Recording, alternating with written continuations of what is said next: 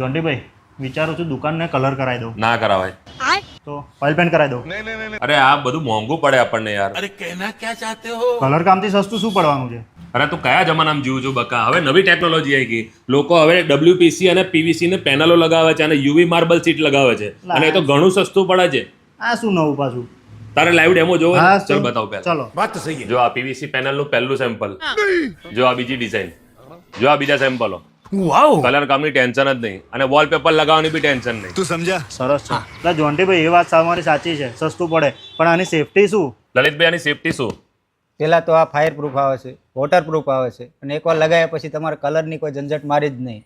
ના વોલપેપર લગાવવું પડે, એ જ આવતો હોય તો કોઈ તકલીફ નહીં. એકવાર લગાવો એટલે લાઈફ ટાઈમ શાંતિ. કમ્પ્લીટ. આમાં ઉદય ઉદયનો કોઈ પણ ઇસ્યુ જ નહીં. ઉદય બી નહીં લાગે. ઉદય બી નહીં લાગે, આગ બી નહીં લાગે, એજ બી નહીં આવે.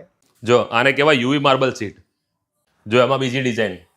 આને કર્યા પછી આપણે ખાલી પીઓપી કરાવી નાખીએ ને ઘરમાં તો આખું ઘર આપણું મહેલ જેવું લાગે.